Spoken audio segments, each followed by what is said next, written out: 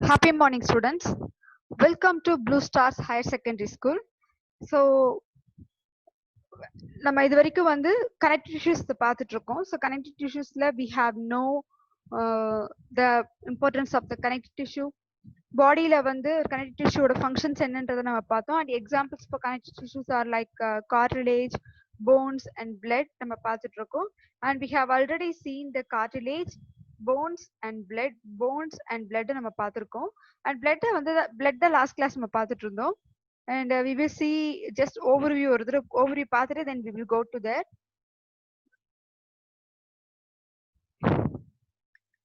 And loose connective tissue, we know that. So loose connective tissue, adipose connective tissue and reticular connective tissue, and we have seen that. And even dense connective tissues நம்ம பார்த்தோம். And then we have seen the blood. So blood தான் நம்ம last சொல்லிட்டு இருந்தது. So blood consists of so many organelles like WBC, RBC, platelets, even plasma. So இது எல்லாமே இருக்கு. What is the main purpose of the, or what is the main function of this RBC அப்படின்னு பார்த்தீங்கன்னா to carry the oxygen at the same time tissues release பண்ணக்கூடிய cells release பண்ணக்கூடிய carbon dioxide carry பண்ணி கொண்டு வரது தான் ஆர்பிசியோட function. So இந்த மாதிரி ஒவ்வொரு நம்ம பிளட்ல இருக்கக்கூடிய காம்போனன்ட்ஸ்ல ஒரு செல்லுமே வந்து ஒவ்வொரு ஃபங்க்ஷன்ஸை பெர்ஃபார்ம் பண்ணும் அப்படின்னு நம்ம சொல்லலாம். And then we have explained this last session, like white blood whole bloodல என்னென்ன இருக்கும் அப்படின்னு நம்ம சொல்லிருந்தோம்.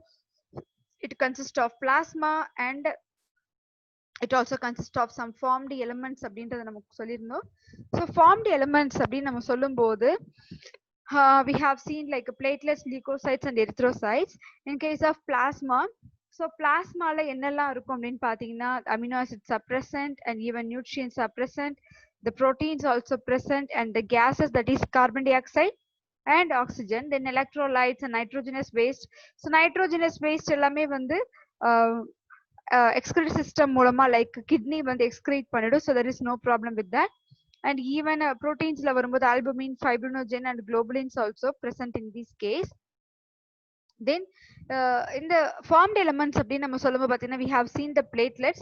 So platelets ஓட functions என்னன்றது நம்ம சொல்லியிருக்கோம். At the same time platelets are formed from megakaryocyte அப்படின்னு சொல்றாங்க. So it's called as a mega means it's a big one. So karyo means nucleus. So இதுல இருக்கக்கூடிய அனிமல்ஸ்க்கு இதுல இருக்கக்கூடிய நியூக்ளியஸ் வந்து ரொம்ப பெருசா இருக்கும். ஸோ இந்த பிளேட்லெட்ஸ் எங்கிருந்து ஃபார்ம் ஆகும் அப்படின்னு பாத்தீங்கன்னா it's type of the cell called mega கேரியர்சைட்ஸ்ல இருந்து பிளேட்லெட்ஸ் ஃபார்ம் ஆகும். பட் இந்த last session I have told you that even bone marrow நம்ம சொல்லும் போது பாத்தீங்கன்னா லைக் நம்ம போன் மேரோ நம்ம லாஸ்ட் சும்மா ஒரு பிக்சர் மாதிரி காட்டியிருந்தேன். ஸோ இந்த போன் மேரோட எட்ஜ்ல வந்து இந்த எல்லா விதமான செல்ஸுமே ஃபார்ம் ஆகும் நம்ம சொல்லியிருந்தோம். Like WBC, RBC, then even blood platelets எல்லாமே ஆக்சுவலா பிளேட்லெட்ஸும் அங்கிருந்து வரும். பட் டிஃபரன்ஷியேட் ஆகிறது மெகா கேரியோசைட் தான் அதுல இருந்து வரும். ஸோ மெகா கேரியோசைட்ல இருந்து பிளேட்லெட்ஸா அது கன்வெர்ட் ஆகும். தென் we have seen the leukocytes and even erythrocytes also there. So coming to the erythrocytes, we have known that the RBC. So RBC ரெண்டு விதமா நம்ம கிளாஸிஃபை பண்ண முடியும். ஸோ ஒன்னு பாத்தீங்கன்னா it's immature RBC, that is a just born RBC, புதுசா வந்திருக்கிற RBC. இன்னொன்று வந்து மெச்சூர் ஆகும். ஸோ இம்மெச்சூர்ல இருந்து தான் மெச்சூர் ஆகிற RBC மெச்சூர் ஆகும். இம்மெச்சூர் ஸ்டேஜ்ல இருக்கும்போது அந்த RBCல நியூக்ளியஸ் இருக்கும். ஸோ RBCல வந்து நியூக்ளியஸ் பிரசன்ட் ஆகியிருக்கும். But in case of matured அப்படின்னு பாத்தீங்கன்னா நியூக்ளியஸ் ஆக்சுவலா இந்த நியூக்ளியஸ் வந்து அனிமலுக்கு இருக்காது. இதுதான் வந்து இம்மெச்சூர் ஆர்பிசிக்கும் ஒரு மெச்சூர் ஆர்பிசிக்கும் உள்ள டிஃபரன்ஸ் அப்படின்னு நம்ம சொல்லலாம். And coming to the leucocytes, so லியூகோசைட்ஸ்ல we have it is differentiate further classified into granulocytes and agranulocytes. Granulocytes explain பண்ணிருந்தேன். So once again I'll just go through the overview.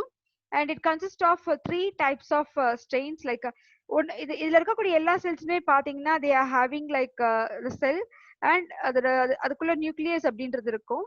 And இந்த கிரானுலோசைட்ஸ்ல என்ன இருக்கும் அப்படின்னு பாத்தீங்கன்னா they have like granules like substance. இந்த granules அப்படின்றது ஒண்ணுமே கிடையாது, சில என்சைம்ஸ் இல்லைன்னா வந்து ப்ரோட்டீன்ஸ் அந்த மாதிரி இருக்கும்.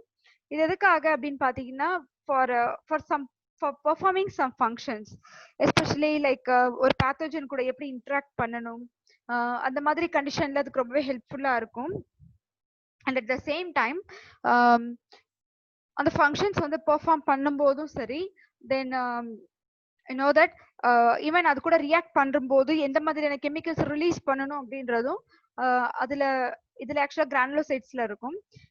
இதுல வந்து நம்ம பேசோஃபில் அண்ட் ஈஸ்னோஃபில்ஸ் ரொம்பவே கம்மியா இருக்கும் நம்மளோட பிளட்ல. Because I have already told you that the percentage அப்படின்னு பாத்தீங்கன்னா அதுல ரொம்ப ரொம்ப கம்மியா தான் இருக்கும். லைக் 0.02 0.1 அந்த மாதிரி பெர்சன்டேஜ்ல தான் இருக்கும். பட் மேக்ஸிமம் இந்த பேசோஃபில் அண்ட் ஈஸ்னோஃபில் எப்போ ரைஸ் ஆகும் அப்படின்னு பாத்தீங்கன்னா like inflammatory response or allergic reactions in the time increase agum. And coming to the granulocytes, it consists of two types of cells like lymphocytes and monocytes. The monocytes patti already na sollirukken. So monocytes enava maarum appdin pathina it just convert into macrophage. So or macrophage ad convert agum அப்படின்றது நம்ம பார்த்திருக்கோம். That is macrophage. ஒரு macrophage convert agum. And the lymphocytes அப்படின்னு பாத்தீங்கன்னா it also just get converted into two types of cells like T cell and B cell. So ரெண்டு விதமான செல்ஸா இருக்கும். இந்த ரெண்டு செல்லுமே எதுக்காக ஆக்சுவலா நமக்கு ஹெல்ப் பண்ணும் அப்படின்னு பாத்தீங்கன்னா for the immunity response like B lymphocytes and T lymphocytes. அந்த B and T அப்படின்றத எதை வச்சு டிஃபரன்ஷியேட் பண்றாங்க அப்படின்னு பாத்தீங்கன்னா even though இந்த lymphocytes எல்லாமே வந்து இந்த lymphocytes வந்து ஆரிஜின் ஆன பிளேஸ் பாத்தீங்கன்னா போன் மேரோவாவே இருந்தாலும் பட் இந்த செல்ஸ் டிஃபரன்ஷியேட் ஆகக்கூடிய இடத்துல வச்சுதான் இந்த நேம் நம்ம சொல்றோம். ஸோ போன் மேரோல இருந்து வரக்கூடிய செல்ஸ் போன் மேரோலே திரும்ப மெச்சூர் ஆகுது அப்படின்னா that is called B cells or B lymphocytes. Bone மேரோல இருந்து வரக்கூடிய செல்ஸ் தைமஸ்ல போய் மெச்சூர் ஆகுதுன்னா that called as a T cell. So the cell which where it matured அதை வச்சுதான் ஆக்சுவலா நம்ம அதோட நேமிங் நம்ம சொல்றோம். So this is the picture which is taken from your book and both are same. So bloodல இவ்ளோ compounds தான் கொடுத்திருக்காங்க. Here you can see the WBC different types of இது RBC ஓட structure. So RBC பாத்தீங்கன்னா it's a spherical and it's a let me take some other color. You can see here. So RBC spherical shapeல இருக்கு. It's a spherical shape and you can see the inner side பாத்தீங்கன்னா ஒரு like அதுல வந்து அந்த ஒரு biconcave ஒரு concave ஷேப்ல இருக்கு. இதே மாதிரி தான் அதோட பேக் சைட்லயுமே இருக்கும். இது ஆர்பிசி. அண்ட் டபிள்யூபிசி பாத்தீங்கன்னா here you can see the WBC. WBCல டிஃப்ரெண்ட் டைப்ஸ் ஆஃப் WBCs கொடுத்துருக்காங்க. Neutrophil, basophil, eosinophils. ஸோ பிளேட்லெட்ஸோட ஸ்ட்ரக்சர்ஸும் கொடுத்துருக்காங்க. And we will go to the next one. So இதுல வந்து என்ன அப்படின்னு பாத்தீங்கன்னா important connective tissue disorders. So சில connective tissue disorders இருக்கு and it's a heritable type. Heritable னா generations wise வந்து spread ஆகக்கூடியதை நம்ம வந்து heritable நம்ம சொல்லுவோம். It's Ehlers-Danlos syndrome. Defect in the synthesis of collagen in the joints, heart valves, organ walls and artery walls. இந்த இடத்துல எல்லாமே ஆக்சுவலா வந்து டிஃபெக்ட் இருக்கும். அதனால இதுக்கு பேர் வந்து Ehlers-Danlos சொல்லியிருக்காங்க. And Stickler syndrome பாத்தீங்கன்னா affect the collagen and results in facial abnormalities. ஃபேஸோட நார்மலா நமக்கு இருக்கக்கூடிய அந்த முக அமைப்பு அப்படின்றது அதுல இருக்காது. And rhabdomyosarcoma. So myo means muscle. So இங்க பாத்தீங்கன்னா life threatening soft tissue tumor of head, neck and urinogenital tract. So இங்க இருக்கக்கூடிய மசில் ஆக்சுவலா இதுல டிஃபெக்ட் இருக்கும். அண்ட் சில autoimmune connective tissue disorders இருக்கு. பாத்தீங்கன்னா rheumatoid arthritis and Sjogren syndrome. Sjogren actually S is silent or Sjogren அப்படின்னு சொல்லுவாங்க. ஸோ ருமாட்டிட் ஆர்த்ரைட்டிஸ் பார்த்தா immune cells attack and inflame the membranes around the joints. It can also affect heart, lungs and eyes. So rheumatoid ஆர்த்ரைட்டிஸ்ல இது ஒரு பெரிய problem இருக்கு. ஆர்த்ரைட்டிஸ்னாலே மூட்டு வலி தான் நம்ம சொல்லுவாங்க. பட் ருமாட்டிட் ஆர்த்ரைட்டிஸ் பார்த்தீங்கன்னா it's auto immune. Auto immune அப்படின்னா நம்ம நார்மலாவே நம்ம இம்யூன் சிஸ்டம் எப்படி இருக்கும்னு பாத்தீங்கன்னா வெளியில இருந்து ஒரு ஆன்டிஜன் இல்ல வெளியில இருந்து ஒரு பேத்தோஜன் என்டர் ஆகும்போது அது கூட தான் நம்மளோட இம்யூன் சிஸ்டம் ஃபைட் பண்ணும். நம்ம இம்யூன் செல்ஸ் ஃபைட் பண்ணும், ரைட்? ஆனா ஆட்டோ இம்யூன் அப்படின்றது வந்து நம்மளோட ஓன் செல்லு கூடயே அது ஃபைட் பண்ணும். ஸோ நம்ம ஓன் செல்ஸ் அது என்ன கன்சிடர் பண்ணும் அப்படின்னு பாத்தீங்கன்னா our own cells is considered as an antigen or pathogen. நம்ம உடம்புக்குள்ள இருக்கக்கூடிய செல்ஸையே அது பேத்தோஜனா நினைச்சுக்கிட்டு அது கூட ஃபைட் பண்ண ஆரம்பிக்கும். That is called as an autoimmune disease அப்படின்னு சொல்லலாம், டிசார்டர். அண்ட் இது வந்து ஈவன் வந்து ஹார்ட், லங்ஸ், ஐஸ் கூட அஃபெக்ட் பண்ணதுன்னு சொல்லியிருக்காங்க. தென் ஜோக்ரென்ஸ் சிண்ட்ரோம் அப்படின்னு பாத்தீங்கன்னா progressive inability to secrete saliva and tears. So it is also one of the syndrome because tears is very essential for a human, and also saliva ரொம்ப essential because நார்மலா ஒரு ஒரு ஹியூமனோட life style பார்த்தீங்கன்னா கிட்டத்தட்ட ஒரு 1000 லிட்டர்ஸ்க்கு மேல நம்ம வந்து சலைவா செக்ரேஷன் பண்ணிட்டு இருக்கோம். ஸோ சலைவா வந்து இன்னொரு முக்கியமான விஷயம் எதுக்காகன்னு பாத்தீங்கன்னா ஃபுட்டை நம்ம எடுத்துக்கக்கூடிய டைஜஸ்ட் பண்ணக்கூடிய மவுத்ல இருக்கக்கூடிய ஃபுட்டை வந்து மாஸ்டிகேட் பண்றதுக்காகவும் நல்லா கிரைண்ட் பண்றதுக்காகவும் அட் த சேம் டைம் அந்த ஃபுட்டில் வந்து சலைவரி ஆக்ஷனை plus enzymatic action because saliva contains an enzyme called amylase enzyme அதுல இருக்கு. அந்த அந்த அமைலேஸ் என்சைம் எல்லாமே ஃபங்க்ஷன் ஆகணுன்றதுக்காக தான் வி ஆர் சலைவான்றது ரொம்பவே இம்பார்ட்டண்டா இருக்கு. ஈவன் டியர்ஸும் அதே மாதிரி தான். ஸோ நம்மளோட ஐஸை வந்து ரொம்ப கூலிங்கா இருக்கணும், ரொம்ப ஹாட்டா இருக்கக்கூடாது, அட் த சேம் டைம் ரொம்ப ஒரு ஹார்ஷான என்வரன்மெண்ட் அதுல இருக்கக்கூடாது அப்படின்றதுக்காக தான் வந்து நம்மளோட டியர்ஸும் எப்போதுமே இருக்கும். ஸோ இதெல்லாமே வந்து டியர்ஸ் அந்த மாதிரிலாம் இல்லாம பண்ணும். And next we will see about this muscle tissue. We will see this muscle tissue. So muscle tissue அப்படினு பார்த்தீங்கன்னா each muscle is, so muscle we know that, right? So muscle நம்ம சொல்லும்போது we know that triceps, biceps, and we have seen so many muscles in our human body. So each muscle is made up of many long cylindrical fibers arranged in parallel arrays. So fiber நம்ம வந்து muscle சொல்லும்போது பார்த்தீங்கன்னா இந்த மாதிரி ஆக்சுவலா வந்து ஒரு parallel arrays மாதிரி கொடுத்திருப்பாங்க. And these fibers are composed of numerous fine fibrils called myofibrils. Myo எந்த இடத்துலலாம் இந்த term படிக்கிறீங்களோ ஒரு மீனிங் வந்து muscle அர்த்தம். And fibrils means fibers. So that's why it is called as a muscle fibers அப்படின்னு கொடுத்திருக்காங்க. And muscle fibers contract, that is shorten. எப்படி நம்ம ஹார்ட்ல வந்து கான்ட்ராக்ஷன் ரிலாக்ஸேஷன் படிக்கிறோமோ அதே மாதிரி மசிலையும் கான்ட்ராக்ஷன் ரிலாக்ஸேஷன் இருக்கு. ஸோ கான்ட்ராக்ஷன் பண்ணும்போது ஷார்டன் ஆகும், ரிலாக்ஸேஷன் பண்ணும்போது லென்த்தன் ஆகும். நீங்க கையை வந்து நீங்க இப்படி மடக்குறீங்க அப்படின்னா அப்போ ஷார்டன் ஆகும், தென் ரிலாக்ஸ் பண்றீங்க அப்படின்னு பாத்தீங்கன்னா அது லென்த் ஆகும். அந்த contract in response to stimulation, then relax பண்ண பார்த்தீங்கன்னா லென்த்தன் ஆகுது and return to their uncontracted state in a coordinated fashion. So that is அது ரிட்டர்ன் ஆகுறதுன்னு பாத்தீங்கன்னா ரிலாக்ஸ் ஸ்டேஜ்ல தான் லென்த்தன் ஆகுது. அதுதான் அதோட uncontracted state அப்படின்றாங்க. In general muscles play an active role in all the movement of the body. Muscles are of three types: skeletal muscle, smooth muscle, and cardiac. So skeletal muscle எங்கெல்லாம் இருக்கும் அப்படின்னு பாத்தீங்கன்னா skeletal muscle சிம்பிளா சொல்லலாம் it is otherwise called as a voluntary muscles அப்படின்னு நம்ம சொல்லலாம். And coming to the smooth muscles அப்படின்னு பார்க்கும்போது voluntary, just a minute.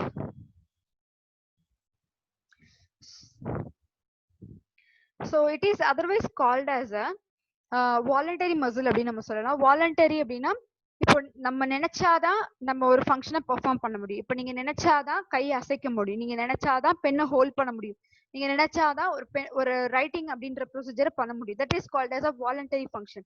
So skeletal muscle நம்ம எப்படி சொல்லலாம் அப்படின்னு பார்த்தீங்கன்னா it is otherwise called as a striated muscle சொல்லலாம். பிகாஸ் அதுல இருக்கக்கூடிய அந்த ஸ்ட்ரையேஷன்ஸ் உங்களுக்கு அந்த பிக்சர்ஸ் காட்டும்போது உங்களுக்கு கொஞ்சம் கிளியரா புரியும். And it is otherwise called as a voluntary muscle சொல்லலாம். வாலண்டரினா நம்ம நினைச்சாதான் செய்ய முடியும் அப்படின்னு சொல்லும்போது that is a voluntary muscle. So இங்க என்ன கொடுத்துருக்காங்க, we will see the definitions. So the skeletal muscle tissue is closely attached to a skeletal bones. So இது கண்டிப்பா வந்து இதுல இருக்கக்கூடிய மசில் ஸ்கெலிட்டல் அப்படின்னு சொல்லும் போதே அதுல அந்த போனோட அட்டாச் ஆகுறது அப்படின்னு சொல்லியிருக்காங்க. Typical muscle such as a பைசெப்ஸ்னா நம்மளோட ஆர்ம்ஸ் நம்ம சொல்றோம் இல்லையா. So biceps and the striated, so இந்த ஸ்ட்ரையேஷன்ஸை வச்சு என்ன சொல்றாங்க, skeletal muscle fibers are bundled together in a parallel fashion. நான் சொல்லியிருந்தேன்ல last class. So it is arrange in a parallel fashion, like ஒரு parallel மாதிரி ஸ்ட்ரக்சர்ஸ்ல அரேஞ்ச் ஆகியிருக்கும். ஸோ இங்க ஸ்பேஸ் இல்லை, அதனாலதான் ஆக்சுவலா parallel இது சரியா வரல. And we will also see in the diagram a sheath of tough connective tissue, because it actually வந்து நம்ம மசில் சொல்லும்போது it is tough one, loose ஃபேஷன்ல இருக்காது, பட் அது எப்படி இருக்கும் அப்படின்னு பாத்தீங்கன்னா டஃப் கண்டிஷன்ல இருக்கும் நம்ம சொல்லலாம். encloses several bundles of muscle fibers. இதுல நிறைய muscle fibers இருக்கு. இது ஆக்சுவலா வந்து skeletal muscle tissueல கொடுத்திருக்காங்க. And when coming to the smooth muscle அப்படின்னு பாத்தீங்கன்னா, so smooth muscle fibers taper at both ends. So நான் இதுல வந்து ரொம்ப சிம்பிளா சொல்லலாம், skeletal muscle voluntary action னா smooth muscle அப்படின்றது involuntary action. ஓகே, இன்வாலண்டரி அப்படின்னு பாத்தீங்கன்னா உங்ககிட்ட பெர்மிஷன் கேட்க வேண்டிய அவசியமே கிடையாது. இப்போ வாலண்டரி மசில்ஸ் நம்ம சொல்லும் போது we need to get permission from our body, like நம்ம நீங்க அதுக்கு நினைக்கணும். You have to think voluntarily whether I have to move my leg or not அப்படின்னு நினைக்கிறது இட்ஸ் அ வாலண்டரி ஆக்ஷன். ஆனா இன்வாலண்டரின்னு சொல்லும்போது சிம்பிளா எக்ஸாம்பிள் பாத்தீங்கன்னா, இப்போ வந்து நீங்க ஃபுட் எடுத்துக்கிறீங்கன்னா, ஃபுட்டை வந்து வாயில போட்டதுமே என்ன ஆகும்னு பாத்தீங்கன்னா, நம்ம வந்து ஆட்டோமேட்டிக்கா வி ஸ்டார்டட் சூவிங், ஃபுட்டை வந்து சூ பண்ண ஆரம்பிப்போம். தென் வாட் ஹேப்பன் அப்படின்னு பாத்தீங்கன்னா, நீங்க வந்து யார்கிட்டயும் கமெண்ட் கேட்க மாட்டீங்க. லைக் பிரெயின் கிட்டயோ இல்லைன்னா யார்ட்டையும் வந்து நான் ஃபுட்டை நல்லா சூ பண்ணிட்டேன், நான் முழுங்கட்டுமா அப்படின்னு யாரும் கேட்க மாட்டோம். ஆட்டோமேட்டிக்கா அந்த ஆக்ஷன் நடந்துட்டு இருக்கும். ஸோ ஒன்ஸ் அந்த ஃபுட்டு உள்ள என்டர் ஆனதுமே ஸ்டொமக்ல இருக்கக்கூடிய ஆசிட்ல டைஜஷன் ஆக ஆரம்பிக்கும். தென் அடுத்தடுத்த ப்ராசஸ் கண்டினியூ ஆகும். என்னைக்குமே வந்து உங்களோட ஸ்டொமக்கோ இல்லை உங்களோட oesophagus stomach or even pancreas, liver, small intestine, large intestine என்னைக்குமே உங்ககிட்ட வந்து கொஸ்டின் கேட்டதே கிடையாது. லைக் கமெண்ட் கேட்டது கிடையாது, பெர்மிஷன் கேட்டது கிடையாது. ஃபுட்டுல வந்துருச்சு, நான் வந்து டைஜஷன் பண்ண ஸ்டார்ட் பண்ணட்டுமா இல்ல நான் அப்படியே வச்சிருக்கட்டுமா அப்படின்னு என்னைக்குமே அது கேட்காது ஆக்சுவலா. Because that is a voluntary action. அது என்டர் ஆனதுமே அதோட ஃபங்க்ஷன்ஸ் அது ஆட்டோமேட்டிக்கா பெர்ஃபார்ம் பண்ண ஸ்டார்ட் பண்ணும். That is the involuntary action. Sorry, it's involuntary action. Voluntary கிடையாது, இன்வாலண்டரி. இந்த இன்வாலண்டரி அப்படின்னு நம்ம சொல்றோம். சில நேரத்துல பாத்தீங்கன்னா இந்த பட் ஒரு சில கண்டிஷன்ஸ்ல வந்து சம்டைம்ஸ் பிரெயின்ல இருக்கக்கூடிய சில நர்வ்ஸ் வந்து கனெக்ட் பண்ணும் ஃபார் பெட்டர் ஃபங்க்ஷன்ஸ்க்காக கனெக்ட் பண்ணும். பட் அதுவும் வந்து பாத்தீங்கன்னா இன்வாலண்டரியா தான் இருக்கும். ஸோ நம்ம we will see இதுல என்னன்னு கொடுத்துருக்காங்கன்னு பார்க்கலாம். The smooth muscle fibers taper at both end and do not show striations. இது இந்த ஸ்மூத் மசில்ஸ்க்கு என்ன டிஃப்ரெண்ட் நேம்ஸ் அப்படின்னு பாத்தீங்கன்னா, ஸ்மூத் மசில்ஸ் நம்ம சொல்லலாம், it is otherwise called as நான் ஸ்ட்ரையேஷன்ஸ் ஆர் அன்ஸ்ட்ரையேட்டட் அப்படின்னு சொல்லுவாங்க, ஆர் இன்வாலண்டரி மசில் அப்படின்னு நம்ம சொல்லலாம். பிகாஸ் இந்த இடத்துல இன்வாலண்டரினா எந்த ஒரு கமாண்டும் அதுக்கு தேவையே இல்லை. They just start functioning as it is. அது ஃபங்க்ஷன் பண்ண ஸ்டார்ட் பண்ணிடும், யார்கிட்டயும் எந்த ஒரு பெர்மிஷன் அதுக்கு தேவையே இல்லை. So sell junctions hold them together and they are bundled together in a connective tissue sheath. இதுக்கு அந்த இது நம்ம சொல்லியிருக்காங்க. And then we will see the next one. இதுல பாத்தீங்கன்னா the walls of internal organ. Internal organ means gut. Cut நம்ம complete cut நம்ம சொல்லலாம். இல்லைன்னு பாத்தீங்கன்னா இந்த இடத்துல எக்ஸாம்பிள்ஸ் வந்து உங்களுக்கு பிளட் வெசல்ஸ் கொடுத்துருக்காங்க. see here internal organs such as the blood vessels, stomach and intestine. so intestine தான் நம்ம மெயினா சொன்னது. contain these type of muscle tissue because ஒரு blood circulation நம்ம சொன்னாலுமே வந்து அது உங்ககிட்ட என்னைக்குமே வந்து கமெண்ட் கேட்டுட்டு இருக்காது, நான் ஸ்டார்ட் பண்ணட்டுமா ஒர்க் இல்ல நான் அப்படியே இருக்கட்டுமா அப்படின்னு அது என்னைக்கும் கேட்காது. it automatically starts its function. so அதுதான் இந்த இடத்துல நம்ம சொல்லியிருக்கோம். and smooth muscles are involuntary. see here this is the word they have given, that is a involuntary. involuntary அப்படின்னா அதுக்கு எந்த ஒரு கமாண்டுமே யார்கிட்ட இருந்து கிடைக்க வேண்டிய அவசியம் இல்ல, அது ஆட்டோமேட்டிக்கா ஃபங்க்ஷன் ஆகும். ஒன்ஸ் அதோட ஃபங்க்ஷன் ஸ்டார்ட் ஆச்சுன்னா அந்த ஃபங்க்ஷன் முடியறவ அதுக்கு எப்போ முடியுன்றது அதுக்கு நல்லாவே தெரியும். ஸோ இப்போ ஃபார் எக்ஸாம்பிள் நம்ம ஃபுட் எடுத்துக்கிறோம், நீங்க இமேஜின் பண்ணுங்க. ஃபுட்டு நம்ம எடுத்ததுமே ஸ்டார்ட் டைஜஷன். அந்த ஃபுட்டு டைஜஷன் ஆகுற வரைக்குமே அது ஃபங்க்ஷன் பெர்ஃபார்ம் பண்ணிட்டு தான் இருக்கும். At is involuntary. அண்ட் அது வந்து எந்த ஒரு பெர்மிஷனும் நம்ம கிட்டயோ நம்ம பிரெயின் கிட்டயோ என்னைக்குமே அது கேட்காது. So smooth muscles are involuntary as their functions cannot be directly controlled. So இந்த இடத்துல நம்ம பெர்மிஷன் அப்படின்னு சொல்றது என்னன்னு பாத்தீங்கன்னா it is a controlled.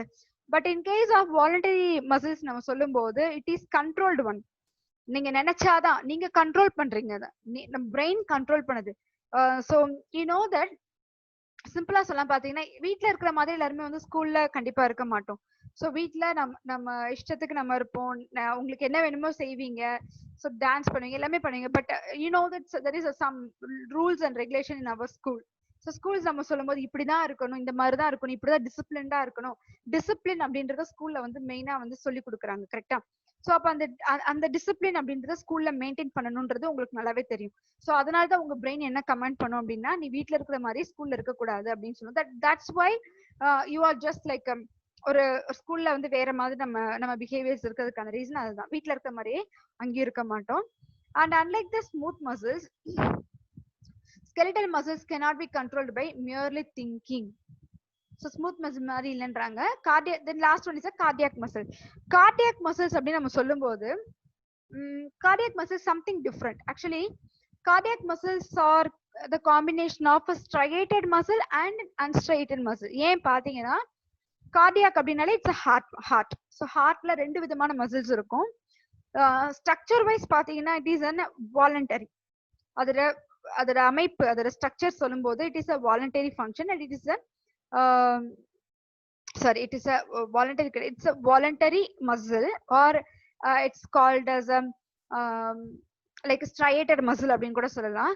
But function wise அப்படின்னு பாத்தீங்கன்னா it's involuntary function and or non striation muscle or smooth muscle மாதிரி சொல்லலாம். ஆனா ஸ்ட்ரக்சர் பாத்தீங்கன்னா ஸ்கெலிட்டல் மசில் மாதிரி நம்ம சொல்லலாம். ஏன்னா பிகாஸ் அதோட ஸ்ட்ரக்சர் அப்படி இருக்கிறதுனால தான் ரொம்ப ஹார்டா இருக்கு, ஆக்சுவலா ரொம்ப சாஃப்டாவும் கிடையாது. பட் இன்கேஸ் நீங்க வந்து நம்ம internal organs like blood vessels எல்லாம் எடுத்துக்கிட்டீங்கன்னு பாத்தீங்கன்னா ரொம்பவே சாஃப்டா இருக்கக்கூடிய ஒரு ஆர்கன் சொல்லலாம். பட் ஹார்ட் ரொம்பவே ஹார்டா இருக்கும் because it is made up of a skeletal muscle. ஆனா ஃபங்க்ஷன் பாத்தீங்கன்னா it is smooth muscle, like smooth action தான் அதுல இருக்கும். ஜஸ்ட் இமேஜின், பிகாஸ் அதனாலதான் வந்து நம்ம என்ன சொல்ல பாத்தீங்கன்னா ஃப்ரம் ஒரு லிவிங் ஆர்கனிசம் நம்ம சொல்லும் போது அந்த லிவிங் ஆர்கனிசமோட from birth to till death to the death அந்த ஆர்கனிசம் உயிரோட இருக்கிற வரைக்குமே வந்து ஹார்ட் அப்படின்றது பம்ப் பண்ணிக்கிட்டே இருக்கு. That is involuntary action. எனக்குமே நம்ம கிட்ட ஹார்ட் கமாண்ட் கேட்டதே கிடையாது. நீ கொஞ்ச நேரம் தூங்குறியே, நான் கொஞ்ச நேரம் தூங்கிட்டு வரட்டுமா அப்படின்னு அது கேட்கவே கேட்காது. That is involuntary function. ஸ்டார்டிங்ல இருந்து எண்டு வரைக்கும் ஃபங்க்ஷன் ஆகிற ஒண்ணு. That is birth to death. அதனால தென் ஒன்ஸ் அந்த ஹார்ட் பீட் அப்படின்றது நின்றுடுது அப்படின்னு பாத்தீங்கன்னா the person is said to be died, or அந்த ஆர்கனிசம் அப்படின்றது இறந்துருச்சு நம்ம சொல்லுவோம். So this is the difference of cardiac muscle. And just imagine, actually the cardiac muscle என்றது structure wise it's skeletal muscle and function wise it's a smooth muscle. So okay, அதனால அதுக்கு எந்த ஒரு voluntary function அதுக்கு தேவையில்லை function பண்ணும்போது. Cardiac muscle tissue is a contractile tissue present only in the heart. இதுல ரெண்டுமே இருக்கும் நம்ம சொல்லலாம். And see here, so cell junctions fuse the plasma membrane of a cardiac muscle cells and make them stick together. So cell junctions பொதுவாவே நம்ம cell junctions இதுல தான் நம்ம சொல்லியிருக்கேன். cell junctions இதுல இருக்கு, so plasma membrane இருக்கு, அதனால வந்து டைட்டா வந்து கனெக்ட் பண்ணிருக்கு நம்ம சொல்லலாம். In communication junctions, it is intercalated disc at some fusion points allow the cells to contract as a unit. That is என்ன சொல்றாங்க பாத்தீங்கன்னா when one cell receives a signal to contract, its neighbors also stimulated to contract. இப்போ heart நம்ம சொல்லும்போது contraction relaxation நம்ம சொல்லுவோம் இல்லையா, இதுல வந்து எப்படி எந்த அளவுக்கு வந்து செல் ஜங்ஷன்ஸ் கனெக்ட் ஆகி இருக்குது அப்படின்னு பாத்தீங்கன்னா, இப்போ ஹார்ட்ல இருக்கக்கூடிய ஒரு செல்ஸ்க்கு கான்ட்ராக்ஷன் அப்படின்னு ஒரு சிக்னல் கிடைக்கும் போது பக்கத்துல இருக்க ஒரு செல்லுமே வந்து செல் ஜங்ஷன்ல கனெக்ட் ஆயிருக்கு. ஓகே, ஜஸ்ட் இமேஜின், நம்ம வந்து சின்ன வயசுல நம்ம பிளே ஐ மீன் அந்த ரிங்க ரோசஸ் நம்ம விளையாண்டுருப்போம். அது பாத்தீங்கன்னா அந்த நம்ம சுத்தி அந்த நம்மளோட கை வந்து ஜாயின் பண்ணிருக்கோம், ஒருத்தர் உட்காந்தா எல்லாருமே சேர்ந்து உட்காரும், ரைட்? அதே மாதிரிதான். அப்ப இங்க பாத்தீங்கன்னா ஒரு செல்லும் இன்னொரு செல்லும் அந்த செல் ஜங்ஷன்ஸ் மூலமா கனெக்ட் ஆகியிருக்கு. அப்போ ஒரு செல் வந்து அதுக்கு வந்து கான்ட்ராக்ஷன் அப்படின்னு ஒரு சிக்னல் கிடைக்குது அப்படின்னு பாத்தீங்கன்னா பக்கத்துல இருக்க செல்ல சேர்த்து கான்ட்ராக்ட் பண்ணும்.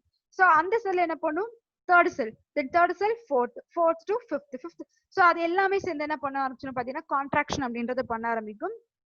ஈவன் கான்ட்ராக்ஷன் முடிஞ்சதுமே ஆட்டோமேட்டிக்கா அதோட ஒரிஜினல் ஸ்டேட்டுக்கு வரும். That is the relaxation stage. அந்த ஸ்டேஜுக்கும் அது வர ஆரம்பிக்கும் அப்படின்றத கொடுத்துருக்காங்க. we will see the here you can see the diagrammatic representation.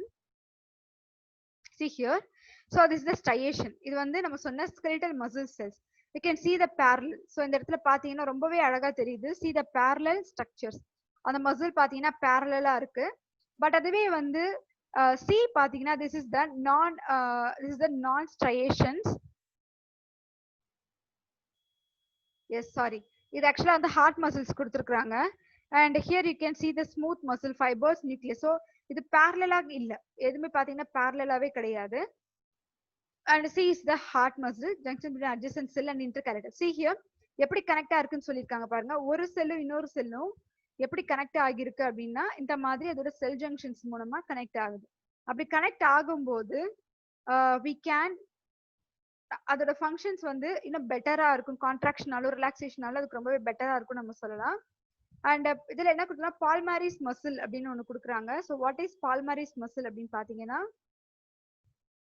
this long narrow muscle runs from the elbow to the wrist. நம்மளோட எல்போ, நம்மளோட கை முட்டி இருக்கு இல்லையா, முட்டில இருந்து நம்மளோட ரிஸ்ட், நம்ம வாட்ச் கட்டுற பிளேஸ் தான் ரிஸ்ட் நம்ம சொல்லுவோம்.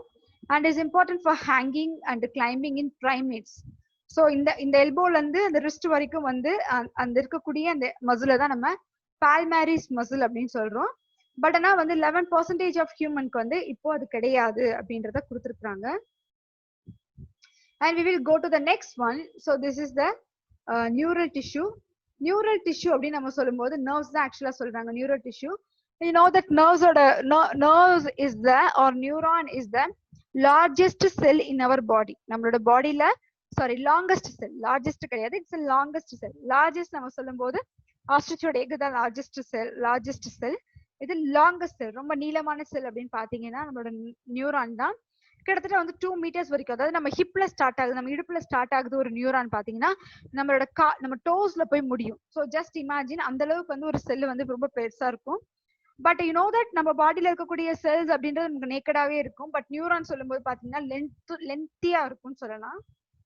And nervous tissue exerts a greatest control over the body's responsiveness to changing environment. கண்டிப்பா ஒரு நர்வ்ஸ் இருக்கிறதுனால தான் we can feel the sense, like ரொம்ப ஹாட்டா இருக்குனாலும் ரொம்ப கோல்டா இருக்குனாலும் இல்ல எந்த மாதிரியான கண்டிஷன்ஸ் நம்ம என்வரன்மெண்ட்ல சேஞ்ச் ஆனாலுமே நம்ம அதை ஃபீல் பண்றோம் அப்படின்னு பாத்தீங்கன்னா it's because of 100% nerve system தான்.